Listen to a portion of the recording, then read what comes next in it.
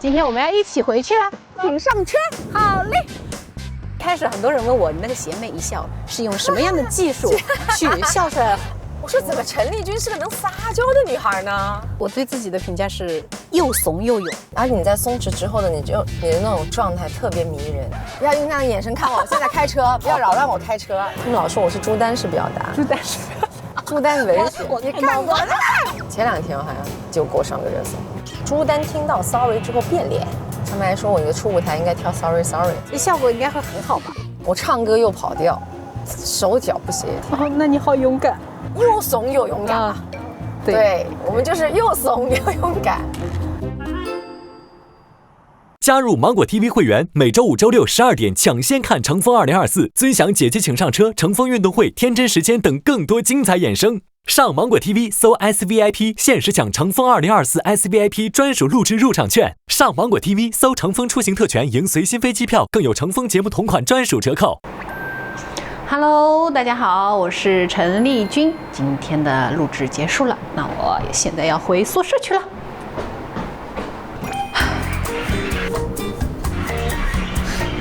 电梯里的是顶光，我是不会让你们看我的。好。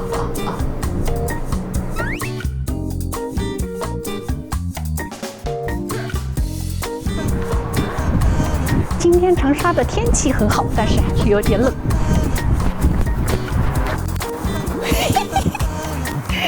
我看到了谁？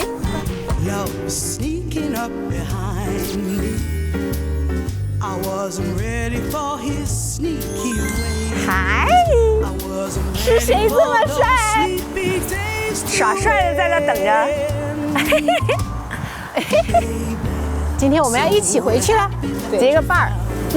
走呢，姐姐，请上车。好嘞。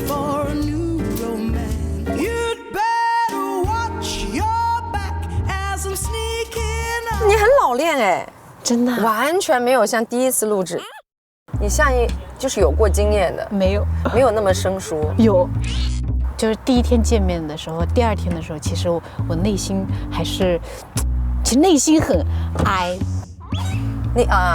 性格又有点外向，但是其实就是面对人的时候，就是又还是有点社恐，就是我也不知道，我觉得我挺矛盾的。所以你内心是 E 人是吧？I 人。你猜我是 I 人还是 E 人？E 人是外向的，对不对？对。跟我一样有点矛盾。那我们俩像啊，是吧？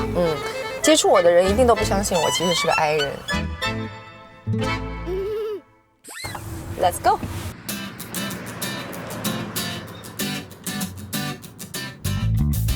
单姐老司机对吧？老司机，真的老司机，这点你还可以相信我的，我就不谦虚了。好。本节目由极客 X 赞助播出，精致摩登 SUV 极客 X 带你玩转都市。我们俩是老乡，对吧？你嵊州嘛，我绍兴人。哦，所以刚才流泪了。老乡见老乡，两眼泪汪汪。啊哈！你看我说你适合做综艺吧？为啥？你能够找点呀！你看你这个点找得很精准，接话接得又自然，好帅呀！糟糕，你开启你的综艺之路了。说实话，我还没很习惯。我其实来的时候，我其实也有点就是忐忑，然后进去的时候就是说你要多跟姐姐们交流。我说我社恐哎，他说没有啊，我觉得你一直在讲话。然后我说其实不是我一直在讲话，是因为姐姐们很好，她们可能就是会照顾我，然后来跟我聊天。然后基本上我想了想，我大概说了几次我的成长史，是这样的吗？就我都怵，真的怵。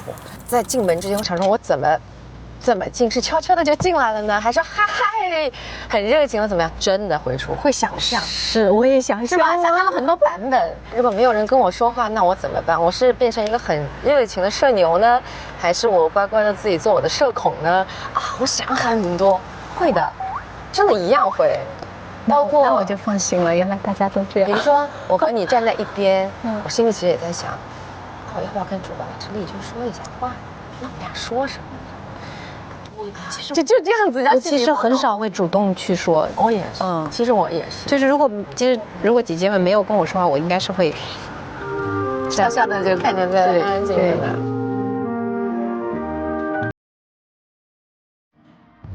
但我旁边有看你，我觉得你挺自如的。我挺自如的吗？因为你能跟不同的人都能够在聊天，而且我观察你跟他们聊天的时间不是说只有几分钟。因为他们会跟我聊专业，就是粤剧，想耍剑，想耍剑，都想学那个你的收剑。Dare to be different, dare to be wonderful。因为你能跟不同的人都能够在聊天，知道吗？你的魅力在于说，不是你用力的去收了个剑，而是你结束了之后 ，any pose 结束之后，你非常自然的把它剑给一收。哇塞，你都真的，我们所有人都哇。其实我没有设计，就是我自然的，对习惯可能肌肉记忆的。我设计的最后动作就是这个，然后那个就不在我的范围内里，我可能就是因为他在等分数，然后就是因为足够的自然，然后又有足够的自然松弛，里面带着那个帅气和与生俱来的那个气质，而且你的面相那时候也是还在那个初舞台的表演当中的那个，所以我为什么我说你很松弛，而你在松弛之后的你的那种状态特别迷人，让人心动。你很松弛，你的那种状态特别迷人，哇，真的。不要用那样的眼神看我，现在开车，不要扰乱我开车。好的，好的。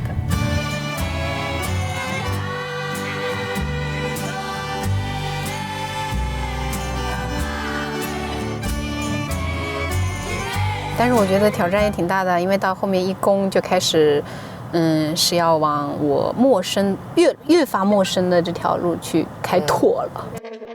在你录这个节目的后面，你会经历很多你没经历过。是的，就是我来之前的大概倒数第10天吧，我其实很犹豫，因为我觉得走出这一步其实，还是很难的，但是我想，既然决定了，就还是要去做，其实出舞台的时候，我就确定我来对了。真的吗？真的是演完还是演之前？不是，是看了那么多姐姐们的节目之后，然后从他们下来之后的表达里面，我看到了每个人对自己的期待和那种，就是终于完成了自己用心准备的节目，或者是对自己的一个，比方说，一个那么多年的挑战和肯定之后，他们眼神里那种光啊，我觉得跟我自己就是想要挑战自己、突破自己那种是一样的，是一样的，然后找到了那种是的共通点，我觉得每个人其实都在挑战自己，然后舞台上你到底最后体现的怎么样，好像没有那么重要，但是一定能够学习到很多，哪怕只是认识了那么多朋友，都是一种很丰富的一个经验。我那天反正就是确实触到我了，就是我相信你是一个遇到挑战会兴奋的，你对于挑战这个事情你不触它，反而有点暗暗的期待。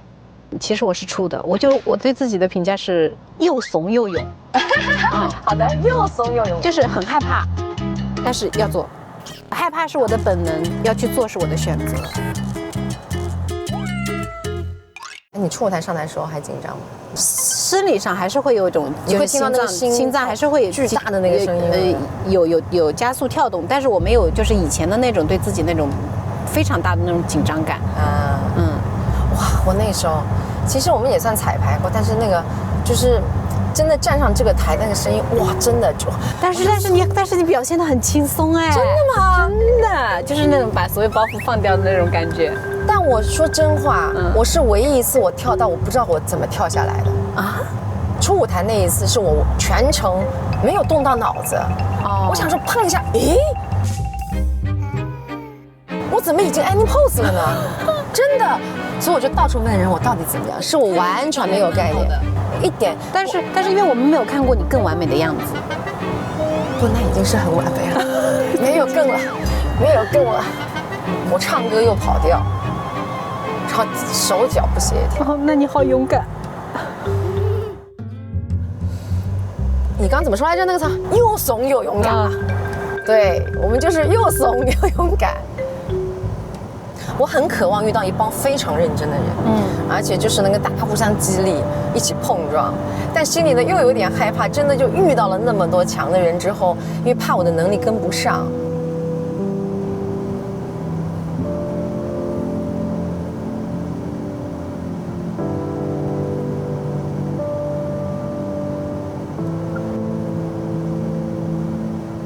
们就是想试试，我真的就是做主持人。你让我们做主持人，经常说来，接下来让我们掌声有请尚雯婕，然后就看到她啪一出场，然后一歌声音一亮，哇，整个台就热起来了。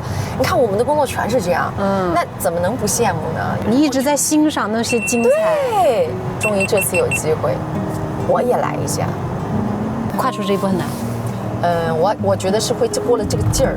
去年如果我不准备复出，我可能真的就慢慢会淡出了。但看到粉丝对你的期待了之后，我突然间说，哦，原来还有人在期待我。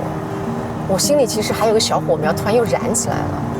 我跟我经纪人说，我们再来一次好不好？我们再出发。哇塞，那人就知道这样子。如果有这个事儿，一定要去干。你但凡再过半个月，这个劲儿就过了。对。所以我们那时候就说，我经纪人说，走。哎，我们真的就开始了。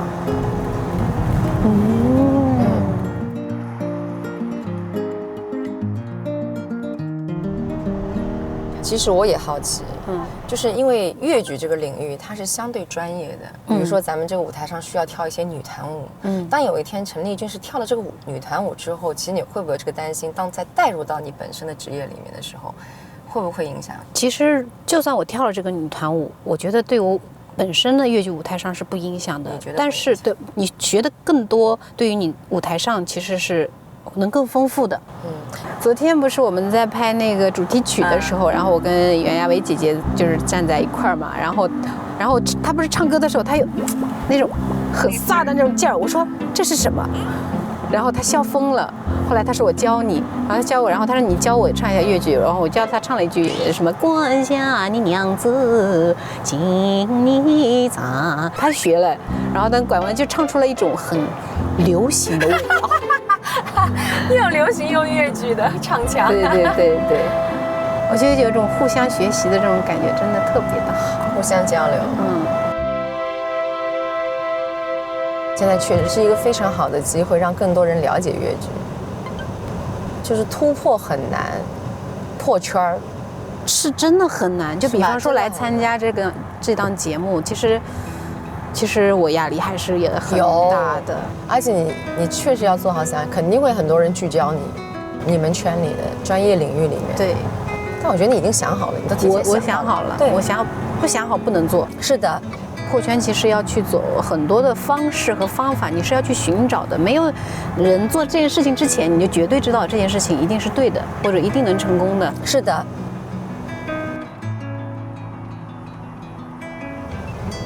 你的人生路都是你自己选的吗？包括粤剧？哎，真是我自己选的，全自己选的。其实我也觉得以前没有想过，但是我现在就是回头看自己的路的时候，我13岁的时候要去学粤剧，其实我爸爸妈妈是不同意的，太小了，你要到一个一小里面关进去，然后1个月只能回一次家，他们觉得可以文化课啊再学习一点，可能再长大一些再去。但是那个时候我就自己决定的，我说我要去，然后他们说那很苦的，我说我自己负责啊，真的我是自己决定的。但是我从花旦改小生是我老师决定的，老师看到了我的综合的一个发展的前景。我自己那个时候并不能看清我自己，对，但最后我是认同他的。是的，因为任何人做不太适合的话，如果心里有拧巴，它是会有点带压抑成分的。但我觉得你在台上能够有一些原创类的一个创作，因为包括那些动作，我觉得应该不是说完全是设计吧。因为那个返场其实就不是我们表演的就是正剧里面的一部分，就是有很多发挥的空间，你可以自由的去做点什么。所以他们一开始很多人问我，你那个邪魅一笑是用什么样的技术去笑出来了？我就解释了很久，就不是的，它只是我自然的，可能一个面对我们一个交流互动，它展现出来一个自然的一个行为。不是说就是像他们说帅，你是怎么演这个帅？我从来没有想过我要演帅啊，就是你骨子有那个帅的成分，而且帅让你表达，这种表达是让你很舒服的。但是我觉得就是我们的就是主创就服化道，就这方面也是很强，配合度很高，就是而且给你表达的空间。对，然后有自己坚持，不会因为一些其他的因素去妥协的，对自己的这个舞台上是负责任的。我觉得就是特别的幸运。你看你就是相对而言，你在成长路上还是相对自由的。那你任何行业肯定都会有约束，更何况你们是个专业性那么强。对，其实就是我不知道该怎么去定义这个自由。但是因为演员嘛，他其实在舞台上不会就是完全的规定死你，你一定要有一个创作的空间。粤剧也是可以这样吗？城市上面我们有一套专业的就是标准在那边，但是表演你不可能一成不变，永远都是一模一样的动作，那这样的话就是一个死物，没有灵魂的。OK。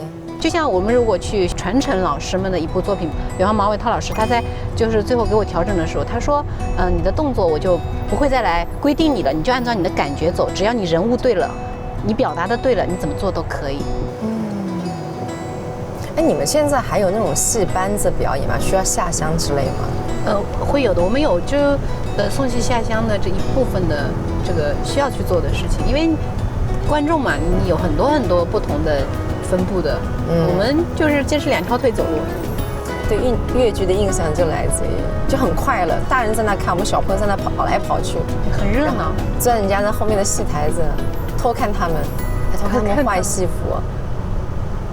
其实就是个帘子嘛，帘子一拉开就进去了，然后我们就在后面看，童年的绍兴的记忆啊，一样的记忆。所以我说我小时候其实去选择粤剧这行业，其实内心肯定是因为有种子。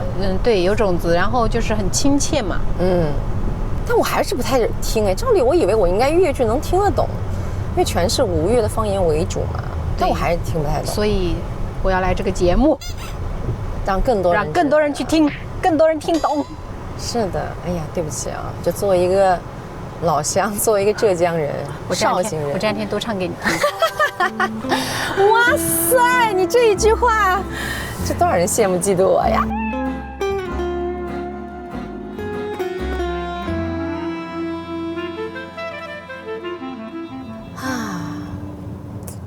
我就一直想扮演一个男人，非常执念。我觉得你很适合的，是不是？是的，我其实很想他们给我扮一次小生，我的那个骨子里面那我们不是我的，我就你到我们这儿来办小百花这样，对，到我们小百花来办。你算承诺给我吗？下次你有空的时候带我去。没问题，小百花给我办一个，没问题。后面记得啊，给我圆个梦。对，实在不行就小百花给我扮个相，让我帅气一下。我刚才已经给我一个机会给我耍帅了。我刚才想，我帅气的迎接你，因为你刚跟我撒娇来着，你知道吗？我说怎么陈丽君是个能撒娇的女孩呢？就是我可能对朋友们也有这么说，就是生活中的我的反差确实有点大。哎呀，能想象吗？一个撩别人下巴的一个女孩。哎，但是我觉得我扮上之后，我可能就是不是完全的陈丽君，就是很奇怪，我心里也会对自己的一种感受也会有不同。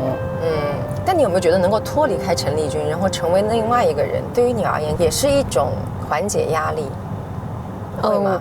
我觉得是一件很幸福的事情，因为你可以去体验那么多人的人生，但是缓解压力这个事情吧，我为什么那么说呢？是因为我以前老主持嘛，主持给了我很大的压力，不管台下还是台上，我要自己靠我的本面去直面所有的东西，那这个给我很大压力，所以后来有段时间我去拍戏了，我在戏里面的时候，我就把朱丹扔掉了，成为另外一个人，可以去笑，可以去表达情绪，所以我就觉得做不同的角色是给我一个释缓压力的那你可能因为你的本质就是允许你去成为别人的自己，对，但是我坚持在生活中做我自己。这个特别棒。对，所以来这里的时候，我其实就像刚才姐你说的，我来到这个节目可能是把陈丽君展示给大家了，但是还有一点很好，就是这个舞台会给你一个创作的机会，它还是能够让你在舞台上体现你的专业、你的想法。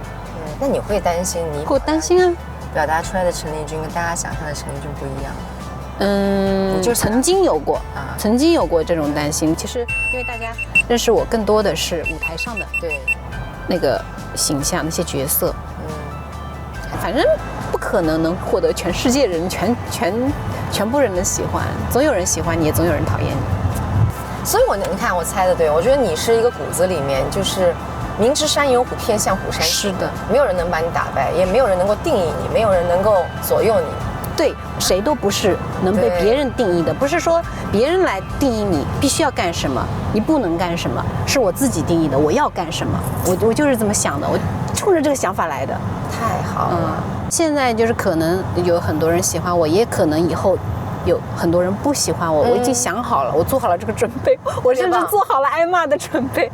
太好了，因为在这个圈子，这个真的是人生起起伏伏，特别是热度这个事情，热度能载你也能负你，所以如果你提前做好思想准备的话，其实你在中间就不容易被影响。因为关注度越大，就是你的每一个小细节，你每一个眼神都容易被人解读。但是可能你并不是那样子，但是有那么多人，他们并不是知道事情的真相，不知道事情真相之后就会有误会，然后你有很多时候你不能去解释。是的，而且解释不清，这个圈子还不接受解释，越解释越乱，越黑。对，哇，我正在经历这些啊！你现在已经在经历这些了吗？是。你会怕自己哭吗？我经常哭，但是我会回去哭。我闺蜜很搞笑，我闺蜜很搞笑，就是我遇到了一件很不高兴的事情，我闺蜜会引导我哭，就是说哭了会发泄嘛。然后我跟她说不行，我明天要拍摄，我眼睛不能肿。她说哭出来，哭出来。我说不能哭，不能哭出来，哭出来吧。就是哎呦，你闺蜜真好，肯定一下这个闺蜜，太棒了。好到什么份上？我要跟你再炫耀一下，就是她明天结婚，我今天腰闪了。趴在那里，然后他明天结婚哦，他今天晚上来赶到我那里来陪我，然后第二天匆匆忙忙结婚，然后还把我嫁去参加他的婚礼。我对他，我清晰的知道我对他很重要，他对我也很重要，所以在他很重要的时刻，他无论如何，他要陪你，但是也希望你陪他一起。对，我真的很幸运，我碰到的好朋友都很帮助我，因为你人好，老天爷就会给你遇到很多善人，老天爷眷顾我了。你知道我跟华少搭档吗？曾经，你以前看过我节目吗？看过哈。对，浙江人应该看过的。对啊，就是人家就会觉得你们两个是最好的朋友。对，而且很多人甚至就会误会我们俩是情侣。但很奇怪，就搭档哦，就真的你一上台，你们俩绝对灵魂是相互依靠的。但是生活底下好像不见得需要那么亲密。但是每个人就是别人对你的期待不是这个样子的。太懂了。尊重每一个人，但是也要尊重自己。我还觉得人生中有这么一个搭档特别幸福，哇，那真是用一个眼神真的，就我们经常会发生，就是比如说直播的时候有状况，但他会戴耳返，导播直接跟他沟通，然后我负责来撑时间或怎么样，就经常他对着镜头他说，一看他，然后我再继续，我就知道他给我一个眼神，我就知道哦还没好，是这种吗？就他。我就知道很轻微，但他如果 OK 好了之后，他会直接把我的话筒给切过去。但是我的话又要是讲那种随时可以被切走的，你知道吗？就是难就难在这儿，这个就叫默契，因为他太知道我下句话会说什么，这个好难，所以他可以直接接我想要说的话，就把两个人配合好。哇，现在想想真的太过瘾了，就遇到这么一个搭档。那你现在有 CP 这个闺蜜，不会吃醋吗？为啥吃醋？就是我说了，我们都互相很肯定在互相心里面的那个地位。我会吃醋，真的。我经纪人不允许对别的，怎么说？他不能有念想要跟别的艺人合作。哦，他是我的。哦，我很霸道。哦，我很霸道。但是你很清楚，他就是你的。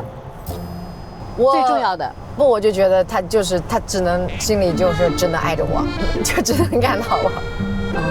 但是我确认他心里。你确认，我也确认，但还是不行。我会吃醋，因为你还是缺安全感，对不对？其实我觉得我倒可能不是怕他，我这样的表达其实是我一种撒娇的另类的一个呈现，对，让他知道。对，我一看到他在看别人的时候，我就会。就告诉你，就说明你对我非常非常的重要。这也是可能我的表达怪不得我现在在想，他们老说我是朱丹式表达，朱丹为我看到过。我真的有这个问题，我偷偷这也不偷偷的。你真的蛮好玩的。我真的会有这个问题，就是你看我其实就是想表达我很在意他，但是我呈现出来就是我会觉得你不能看别人，你会怎么样？被你都笑了。我觉得了。哎呀，我的这个表达呀，你是反表达的是的，你总结好，我是反表达的，非常感激你。我是反表达，就所以我身边的一定要很懂我的人就会知道，但是如果给观众看到去看直接呈现的话，就会觉得我真的你也看到过这个的。看过，前段时间挺红的。梗挺多的，身上都是梗。前2天好像，因为我出来的时候，从酒店出来的时候，有一个粉丝直接给我喊了一声，然后我给他称了一下，就眼神假装开玩笑的瞪了一眼，这样就给我上个热搜，叫做朱丹听到 sorry 之后变脸。啥那个叫变脸？真的，我只是假装生气的瞪了一下。就是很多人解读你的，但现在这个事儿已经完全不是个事儿了，过去了，所以大家开玩笑我完全都可以。他们还说我一个初舞台应该跳 Sorry Sorry， 我那时候是，哎，你别说，是吧？哎，我们说，哎呀，我们是不是应该演一个？你别说，没想过这个。哎呀，网友真的效果应该会很好吧？网友太逗了，一听到这个 Sorry， 我们自己团队都笑疯了。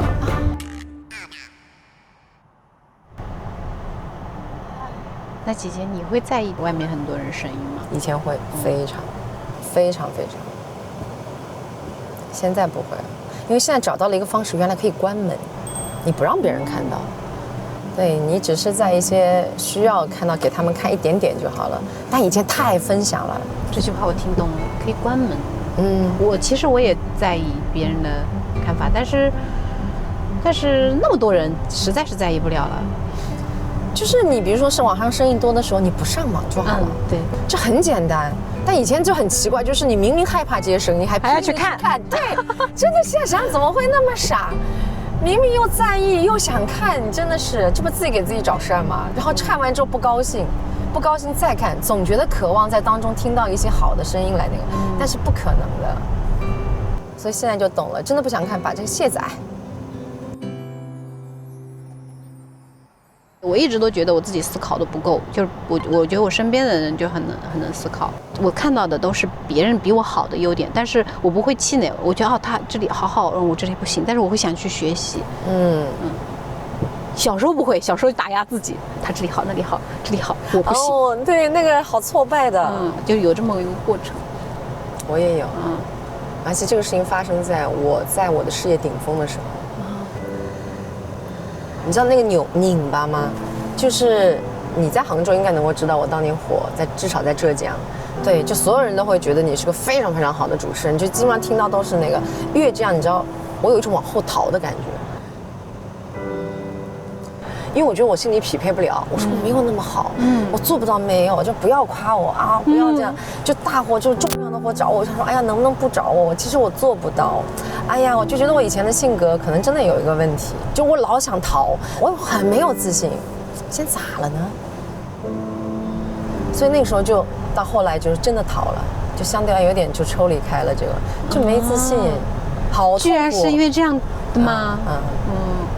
就拧巴了，就这个拧巴是内心精神上跟外面听到的不匹配。我觉得哇，越听我感觉我想说，那第2天他们肯定要骂我了，他们会失望的。我觉得我很怕别人失望。我也怕的。我骨子里并不是一个很勇敢的人。我这2年，因为最近也是因为参加一个节目，然后听到一些别样的人生的体验的一个说法之后，我突然间开始反思我自己。我觉得我自己不太勇敢。逃其实是最简单的方法，是觉得我不行，啪，我转头就逃了，其实很懦。现在开始做勇敢的人。其实逃也没有关系啊，因为你逃了之后的自己不是你自己期待的自己，你又会重新出发的。我之前也是，我受到了一个很大的就是挫折，但这个挫折没必要讲了。但是我下意识我跟我朋友讲的是我要回嵊州去了，就是人家经常会有你什么时候想要放弃的时候，我这个想要回嵊州去就是我可能就是下意识我想要放弃，但是那个放弃呢不是说我想要放弃，而是我受到了伤害，就下意识我想要保护自己的一个话，就是那种我要回去了，但是这话是讲了是没做明白。所以我就说你比我勇敢，我就真的随着那个我就去先逃到一个地方，先把自己调整保护起来。真的，我觉得我很快要垮掉了，就那些声音把我割裂了，而且问题是没有人能理解，因为大家都觉得在夸你，我在看到你的光，你怎么还逃？所以我又不能跟任何人讲。你身边对，就是那时候找不到可以能够理解我感受的人。我身边有懂我的朋友，我的闺蜜真的就是她懂我。然后我身边还有好几个真心帮我的朋友。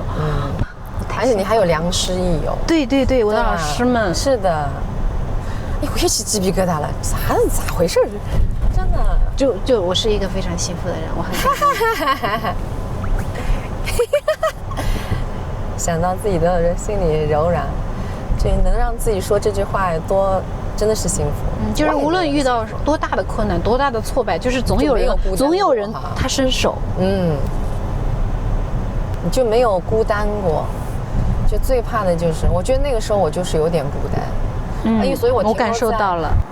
停留在我很多脑海里的画面，经常是比如说我主持一个大晚会，很热闹。但是我突然间的记忆里面，是我拎着箱子一个人孤零零的回家，然后我好像经常窝在那个床角，床和柜的中间，自己在那待着，然后不知道跟谁去分享我当时的心情。这种我有点难过了啊，就是那个时候对我的心理影响很大。那我能理解你为什么逃，对吧？就是可能就是那个时候没有找到一个心理上的一个依靠和倾诉。对，因为你的快乐和痛苦其实都需要分享。对，要的就是成功也需要。其实我们需要一个人真的在成功的时候，就真的好好庆祝他。对。所以现在觉得，哎呀，真好。就因为年纪可能大了，到这个的时候，我觉得那时候缺少什么，现在因为拥有了之后，就整个人我突然就舒缓了，就知道那个，哎呀，如果可以回到30多岁那个的时候，真的很想抱抱那个时候的自己。加油，再坚持坚持，后面会遇到陪你的人。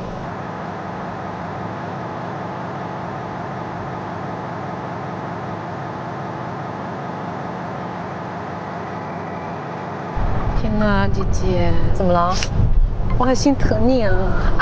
没有，那已经过去了，宝贝儿。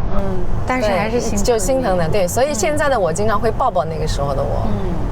就如果人生真的有这种机会，就是可以跟过去的自己的对话。就我可以，但是现在你看，我是笑着说的，因为我也是上次以前节目播出的时候，我突然看到一条评论，因为我当时有在描述一个相对而言大家会听很心疼的一个事情，就是我生孩子那个事儿。但是很多人说，你看他当时他说的时候是笑着说的，一看就是他这个事情他自己就已经疗愈好了。所以现在我这件事也是那个笑着说的，就已经很感谢，就现在的生活已经把过去那个我安慰到了。就因为知道这样子，所以我更加珍惜现在我身边有团队、有朋友、有伴侣，所以我现在就好幸福。